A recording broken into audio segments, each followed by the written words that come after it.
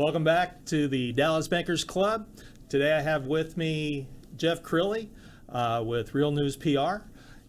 Jeff, welcome to the show. I'm thrilled to be here. It's a great I'm show. really glad to have you here. Absolutely. So, well, tell me a little bit about Real News PR. So started in my home in 2008, and now I wake up and we've got 20 employees and something like 100 clients, smallest being an author at home, largest being Walmart. So, wow. Yeah, and the coolest thing is we built these studios, and this division has taken off. One year ago we were doing 2 shows, and we're now doing 64 shows, including this one. No, over a course of a month. Okay. Yeah. Wow. But it's all at this location? All at this location. And sometimes I'll come to work and there'll be all 3 studios are working at the same time. And right. it really feels like I've created a television network. Right. It's exciting. So, longtime news guy. Yep. Turned entrepreneur. Tell me about that transition. It was scary. You know, you're used to getting a check every 2 weeks. You do that for 25 years, and then suddenly you're like, okay, the only checks I'm going to get are the ones that I generate myself. That was really scary. But I did it, and I knew once I jumped in the pool, I'd be an Olympic swimmer. But Sure. I stood on the edge of the pool for a little while before I dove in. Right. A little stressful. Little stressful, but best decision I ever made. And I get to work with my kids. My daughter is my vice president, Awesome. and my son is kind of head of IT and graphics and social media. So you anticipate kind of stepping back a little bit and letting them kind of run the show, or are you always going to be the face of Real News PR? I think at some point I go emeritus, and I've done little steps in that direction. I'm part of a group called EO, and we have this What is that? Entrepreneurs Organization. Okay. And so we'll take some exotic trips. So last year we went to Hungary for a week, and I said, Sarah, you're in charge. Call me if the place is burning down, but otherwise I want you to just do what you think is best. Right. And didn't get a single phone call the whole week, and I felt like, wow, this is cool. Good. I think you know, Sarah and the team can run this company. Good. Well, you know, there's a lot of books out there on the entrepreneur that starts a company and becomes basically everything to the company. Yes. Right? Yes. It's called the E-Myth. It's an Right. old book. Yes. And I tell all my CEOs and founders and business owners that if you've not read that book, it's not a hard read, but it kind of describes letting go, Yes. right? Yes. At some point you have to. And you have to trust the people that you hired, whether Yes. it's a family member or somebody from the outside, because you're the owner, the CFO, the controller, the treasurer, clean up at night, lock the doors, make sure everything is good. Yes. So if you haven't read it, please do. Thank you. But Thank you. you've built a great organization, and I'm really blessed to have met you through a Thank third you. party, Thank you. Bill Wallace at Success North Dallas. You were a guest at the Dallas Bankers Club recently. What did you think? The energy was great. The quality of people you've pulled together, I was just amazed at the names of the banks that were represented. Right. And that was your brainchild. And I know I'm the guest on your show, but can I ask you a question? Sure. How did this idea come about?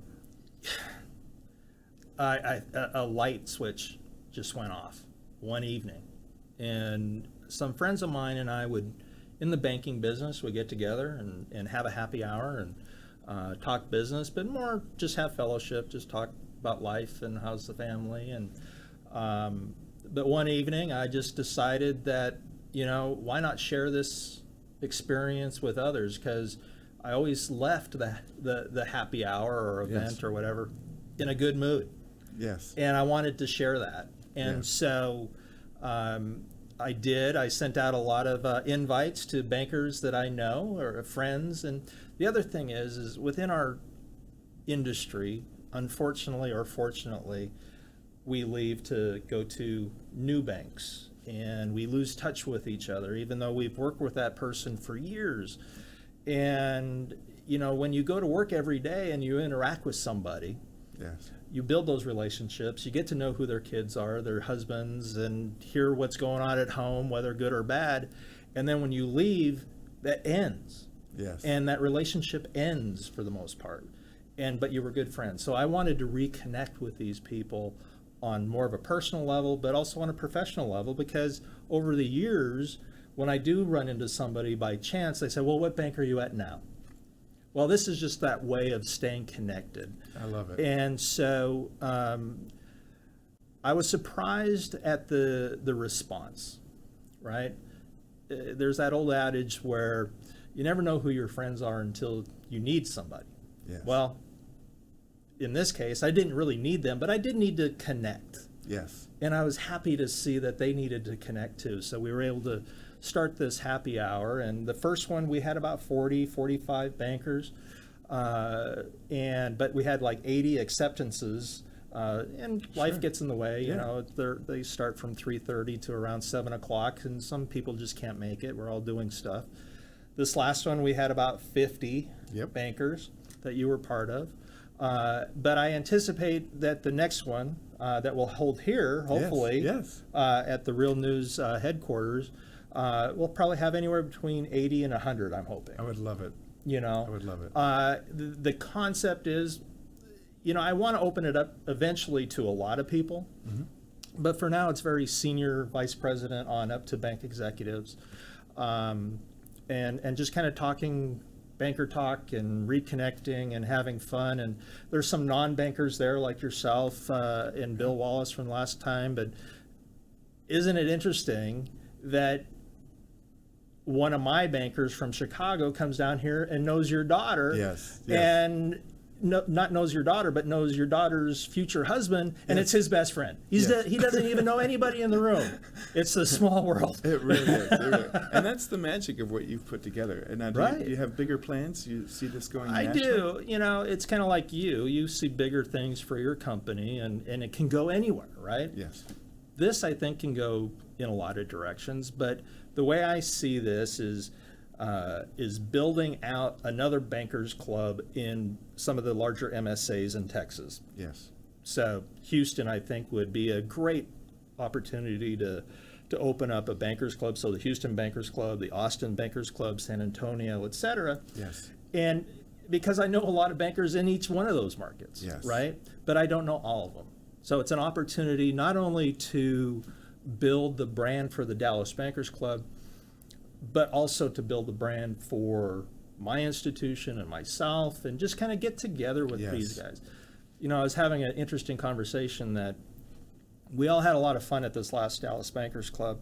A lot of gifts were given or prizes, but the economy is doing so well that bankers are happy, right? Yes. So they're willing to come to happy hours, and we're all sharing and having a good old time like the roaring 20s, right? Right. Well, we almost are in the 20s. Like 2020, we can now be in the 20s again. But if times were tough, I don't know how successful the Dallas Bankers Club would be. So we're in a very good time right now. Yes. I'm blessed to be in Dallas because this is a hot market for commercial banking. I've been here almost 16 years. I always thought somebody was going to let the air out of this bubble. It still keeps going. Wow. It keeps surprising me. Isn't it amazing? It is amazing. Yeah. So I'm excited about not only starting this new chapter in my life with the Dallas Bankers Club, but also with my new bank, the Associated Bank. You know, we're new to Texas, so we're trying to let everybody know who we are. And this is a good venue for that, and you've been very helpful in helping us out. So I want to thank you for your time and your huge resources that you have. Thank you. And thanks for being on the show. I appreciate you. Well, that's the end of our first segment of the Dallas Bankers Club. Look on our website for upcoming events. Our next one, I hope to be the end of June here at Real News PR. And for more information about how to be involved with the Dallas Bankers Club, reach me at Dean@the Dallas Bankers Club. Go to my LinkedIn webpage at Dean Rosencrantz, and you can get a hold of me there as well. So I look forward to seeing you all, and have a great night.